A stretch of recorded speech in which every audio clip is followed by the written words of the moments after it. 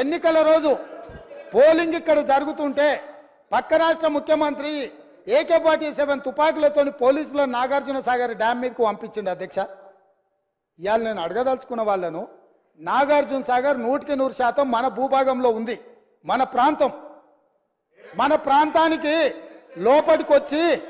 లోపటికొచ్చి తుపాకులు పెట్టి ప్రాజెక్టులను ఆక్రమించుకుంటుంటే వీళ్ళ సహకారం లేకుండా వస్తాడా అధ్యక్ష?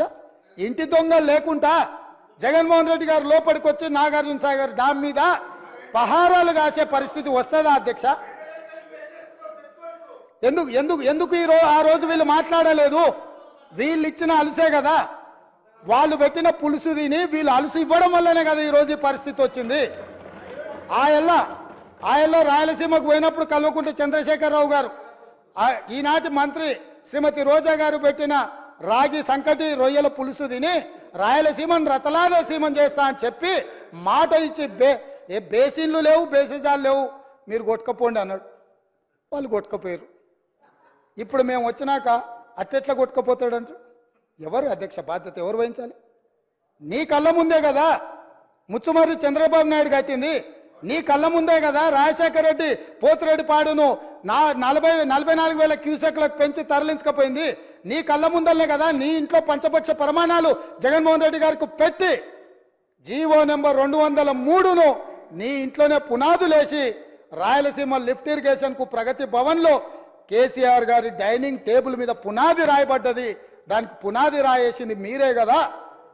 8 TMCలు పర్ డే తరలించకపోవడానికి అనుమతి ఇచ్చింది, టెండర్లు పిలిచింది, కాంట్రాక్టులు అప్పచెప్పింది, పనులు పూర్తి చేసింది మీరు అధికారంలో ఉన్నప్పుడే కదా అధ్యక్ష.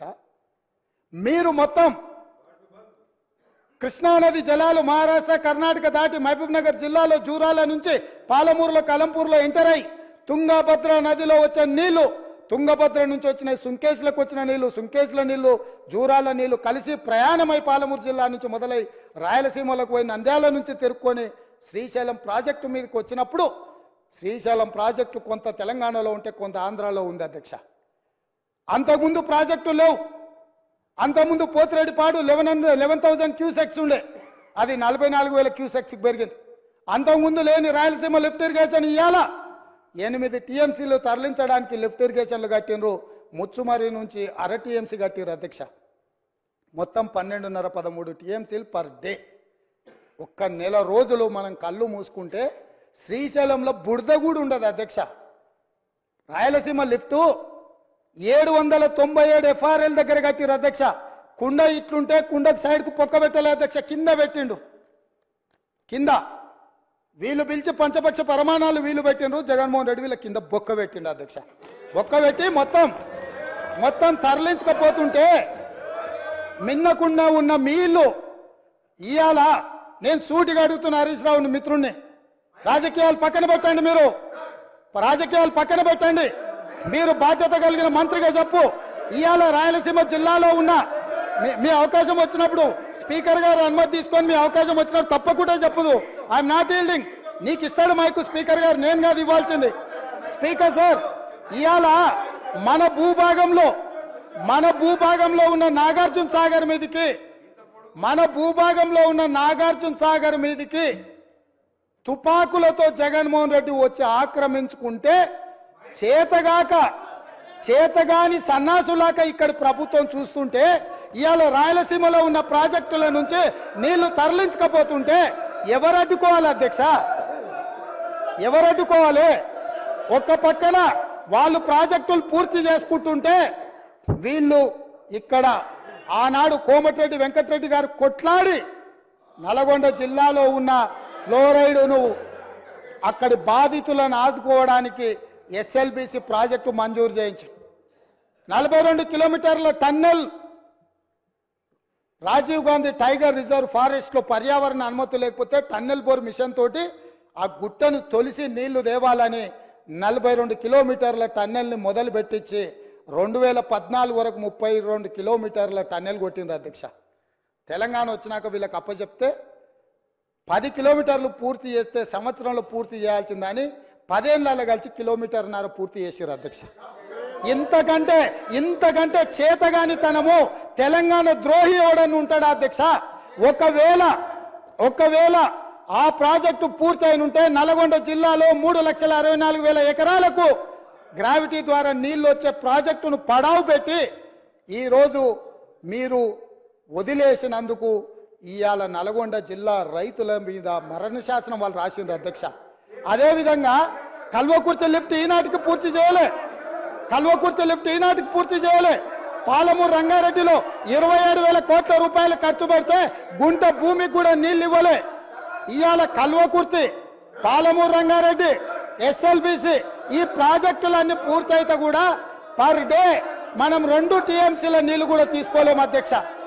ఇవాళ నేను చెప్పదలుచుకున్న అధ్యక్ష, ఆంధ్రప్రదేశ్ రాష్ట్రంలో పూర్తి చేసుకున్న ప్రాజెక్టులు 12.5 టీఎంసీలు పర్ డే తరలించకపోవడానికి ఉంటే తెలంగాణలో కృష్ణానది మీద కట్టిన ప్రాజెక్టులు మొత్తం కలిపి 2 టీఎంసీలు కూడా కాదు అధ్యక్ష. 10 ఏళ్ళ అవకాశం ఇచ్చిన ఈ పాలమూరు రంగారెడ్డి లేకపోతే కల్వకుర్తి లేకపోతే ఎస్ఎల్బిసి పూర్తి చేయకపోవడానికి వీళ్ళు కారణం కాదా అధ్యక్ష? ఇంత అన్యాయము ఉమ్మడి రాష్ట్రంలో కూడా తెలంగాణ ప్రాంతానికి జరగలేదు. వీళ్ళ పాలనలో తెలంగాణ ప్రజల పట్ల కృష్ణానది జలాల మీద మరణ శాసనం రాసిండ్రు అధ్యక్ష. వీళ్ళు ఇయాల నేను అడుగుతున్నా వీళ్ళను అధ్యక్ష, ఇయాల వీళ్ళని నేను అడుగుతున్నా, మీకు ఏమైనా చిత్తశుద్ధి ఉంటే మేము చేసే ప్రయత్నంలో, మేము చేస్తున్న పోరాటంలో రాజకీయాలు పక్కన పెట్టి ముందుకు రావాలి కానీ మా కాళ్ళ కట్టెపెట్టి కింద పడేస్తే ఏమవుతుంది అధ్యక్ష? వాళ్ళ రాష్ట్రంలో వాళ్ళు ఏం చేసినా కూడా ఇటువైపున మనం వాళ్ళ రాష్ట్రంలో లేము కాబట్టి మనం చేయగలిగింది ఏమీ లేదు అన్న మాట మనం ఒప్పుకున్నా ఒప్పుకోకపోయినా ఇది నగ్న సత్యం. ఇదే విషయంగానే అధ్యక్ష, మన కళ్ళ ఎదుటనే ఆల్మట్టి ఎత్తు 519 మీటర్ల నుంచి 524 మీటర్లకు ఎత్తు పెరుగుతా ఉంటే ఇక నీళ్లు కిందికి ఏమొస్తాయి అన్నది మనమంతా కూడా ప్రశ్నార్థకం, మనమంతా కూడా ఆలోచన చేసుకోవాలి. ఇంకా నీళ్లు ఏ స్థాయిలోకి పడిపోతాయని చెప్పి. ఎందుకనంటే 519 నుంచి 524 మీటర్లు ఎత్తు పెంచితే అపారెంట్లీ దాని స్టోరేజ్ కెపాసిటీ ఇంకొక 110 టీఎంసీల స్టోరేజ్ కెపాసిటీ పెరుగుతుంది. That is the reality. ఈరోజు ఇటువంటి పరిస్థితుల్లో పాపం కేసీఆర్ గారికి మనకు ఉన్న సత్సంబంధాల దృష్ట్యా కేసీఆర్ గారు నిజంగా ఆయన ఇంకా మెగ్నానిమిటీ చూపిస్తున్నాడని చెప్పి హర్షించాల్సిన పరిస్థితుల్లో వాస్తవం అధ్యక్ష ఇది మనకు గోదావరి నీళ్లను మనం గోదావరి నీళ్లను శ్రీశైలంకు తీసుకొని పోయే కార్యక్రమం జరుగుతా ఉంది అని అంటే, గోదావరి నీళ్లను మనం నాగార్జున సాగర్కు తీసుకొని పోయే పరిస్థితి జరుగుతా ఉంది అని అంటే, గోదావరి నీళ్లతో మనం కృష్ణా ఆయకట్ మనం స్థిరీకరించే పరిస్థితి జరుగుతా ఉంది అని అంటే, నిజంగా అదే గోదావరి నీళ్లు మన రాష్ట్రంలో నుంచి మన పోలవరం దిగువ నుంచి మనం తీసుకోవడం లేదు. He was magnanimous. తన రాష్ట్రం నుంచి గోదావరి నీళ్లను we are taking it to Srisailam, we are taking it to Nagarjuna Sagar. ఆయన రాష్ట్రం నుంచి ఇది నిజంగా ఆయన మెగ్నానిమిటీకి మనం సంతోషపడాల్సింది పోయి రెండు రాష్ట్రాల మధ్య సఖ్యత ఉంది అని చెప్పి సంతోషించాల్సింది పోయి మనం చేస్తా ఉన్నది ఏమిటి అధ్యక్ష? అసలు గోదావరి గురించి అయితే ఫస్ట్ మీ క్లాస్ బీక్తా ఫస్ట్ మీరు వినండి. గోదావరి గురించి, గోదావరి అన్నది 4 పాయలు ఉంటాయి. ఒకటి నాసిక్ నుంచి వచ్చే ఒక పాయ, ఆ నాసిక్ నుంచి వచ్చే పాయ ఇప్పటికే ఎండిపోయిన పరిస్థితి, వాళ్ళకే తెలంగాణకు వచ్చే పరిస్థితే నీళ్లు రాని పరిస్థితి.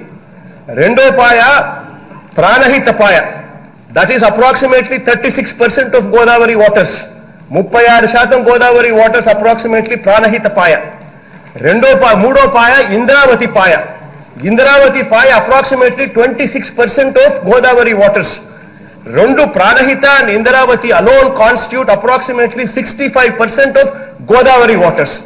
ఈ 2 పాయలు ఎక్కడున్నాయి అధ్యక్ష? ఈ 2 పాయలు తెలంగాణ రాష్ట్రంలో ఉన్నాయి.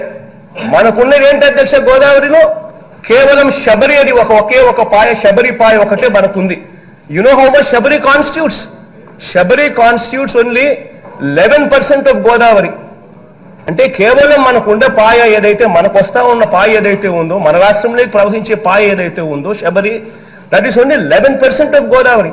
చూస్తే దాంట్లో గోదావరి నుంచి కేవలం 500 టీఎంసీలు మాత్రమే శబరిపాయ నుంచి మనకు కిందికి వచ్చే గోదావరికి మనకు నీళ్లు వచ్చే పరిస్థితి. మిగిలినదంతా కూడా చూస్తే ప్రాణహిత 36%, ఇంద్రావతి 26%, రెండు కలిపితే దాదాపు 65% పాయలు తెలంగాణ నుంచి కిందికి వాళ్ళు నీళ్లు వదిలితే తప్ప నుంచి మనకు రాని పరిస్థితి అధ్యక్ష. ఇవాళ మన కళ్ళ ఎదుటినే చంద్రబాబు నాయుడు గారు ముఖ్యమంత్రిగా ఉండగానే, ఈయన ఇక్కడ ముఖ్యమంత్రి ఉండగానే 3 టీఎంసీల నీళ్లు లిఫ్ట్ చేసుకుని అటు నుంచి అంటే వాళ్ళు తరలించుకొని తీసుకొని పోతా ఉంటే మన రాష్ట్రంగా మనం ఏం చేయగలిగాము అని చెప్పి నేను అడుగుతా ఉన్నాను. ఇదే చట్టసభలో ఇదే గత ముఖ్యమంత్రిని అడుగుతా ఉన్నాను. ఎవ్వడం ఏమి చేయలేని పరిస్థితి అధ్యక్ష. ఆ రాష్ట్రంలో వాళ్ళు చేసేది, ఆ రాష్ట్రంలో వాళ్ళకు వచ్చే నదులను వాస్తవ పరిస్థితి ఏమిటి అని అంటే మనం గొడవ చేయగలుగుతాం, మనం కోర్టులకు పోతాం, కోర్టులో కేసులు వేస్తాం, కానీ అవేవి కూడా తెగవు అధ్యక్ష. అవన్నీ ఏమీ తెగవు. అటు పై రాష్ట్రాలు కట్టుకునేటివన్నీ కూడా వాళ్ళు కట్టుకుంటూనే పోతా ఉన్నారు, మనమంతా చూస్తూ ఉన్నాం. అది ఆల్మట్టి ఎత్తు 519 మీటర్లకు చేర్చడం అయితేనేమి, 519 నుంచి ఇప్పుడు మళ్ళీ 524 మీటర్లు వాళ్ళు కట్టడం అయితేనేమి, అటువైపు నుంచి మహారాష్ట్ర వాళ్ళు గోదావరి పాయన అడ్డకోలుగా వాడుకోవడం అయితేనేమి, ఆ తర్వాత కాళేశ్వరంలో కేసీఆర్ గారు 3 టీఎంసీలు నీళ్లు లిఫ్ట్ చేసుకుని అటు నుంచి తీసుకొని పోవడం అయితేనేమి, ఎవ్వడం కూడా ఏమి చేసే పరిస్థితిలో లేము అధ్యక్ష.